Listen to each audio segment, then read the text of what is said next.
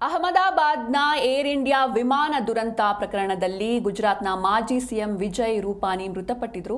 ಇಂದು ಮಾಜಿ ಸಿಎಂ ವಿಜಯ್ ರೂಪಾನಿ ಅವರ ಅಂತ್ಯಕ್ರಿಯೆ ನಡೆಯಲಿದೆ. ಪ್ಲೇನ್ ಕ್ರ್ಯಾಶ್ನಲ್ಲಿ ಸಾವನ್ನಪ್ಪಿದ್ರು ಗುಜರಾತ್ನ ಮಾಜಿ ಸಿಎಂ ವಿಜಯ್ ರೂಪಾನಿ. ಅಹಮದಾಬಾದ್ನಲ್ಲಿ ಏರ್ ಇಂಡಿಯಾ ವಿಮಾನ ದುರಂತದಲ್ಲಿ ಸಾವನ್ನಪ್ಪಿದ್ರು ಗುಜರಾತ್ನ ಮಾಜಿ ಸಿಎಂ ವಿಜಯ್ ರೂಪಾನಿ. ಇಂದು ಅವರ ಅಂತ್ಯಕ್ರಿಯೆ ನಡೆಯಲಿದೆ.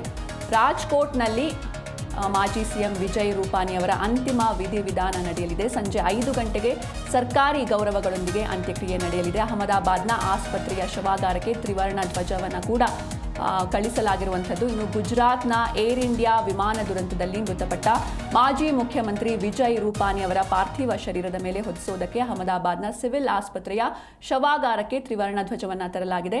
ಇಂದು ಬೆಳಿಗ್ಗೆ 11:30ಕ್ಕೆ ಅವರ ಕುಟುಂಬ ಆಸ್ಪತ್ರೆಯಿಂದ ಅವರ ಪಾರ್ಥಿವ ಶರೀರವನ್ನು ಸ್ವೀಕರಿಸಲಿದೆ. ಪಾರ್ಥಿವ ಶರೀರವನ್ನು ವಿಮಾನದ ಮೂಲಕ ರಾಜ್ಕೋಟ್ಗೆ ಕೊಂಡೊಯ್ಯಲಾಗುತ್ತೆ ಮತ್ತು ಮಧ್ಯಾಹ್ನ 2 ಗಂಟೆಗೆ ಅದು ಪಾರ್ಥಿವ ಶರೀರ ರಾಜ್ಕೋಟನ್ನು ತಲುಪುತ್ತೆ.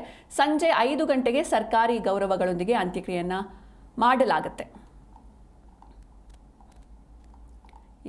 ಅಹಮದಾಬಾದ್ನಲ್ಲಿ ಒಂದು ಭೀಕರ ವಿಮಾನ ದುರಂತ ಸಂಭವಿಸಿತ್ತು. ಏರ್ ಇಂಡಿಯಾ ವಿಮಾನ ದುರಂತದಲ್ಲಿ 241 ಮಂದಿ ಪ್ರಾಣವನ್ನು ಕಳೆದುಕೊಂಡಿದ್ರು.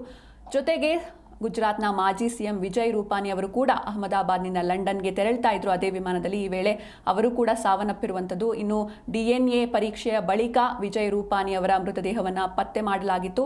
ಇಂದು ಅವರ ಮೃತದೇಹವನ್ನು ಕುಟುಂಬಸ್ಥರಿಗೆ ರವಾನೆಯನ್ನು ಮಾಡಲಾಗುತ್ತೆ, ಹಸ್ತಾಂತರಿಸಲಾಗುತ್ತೆ.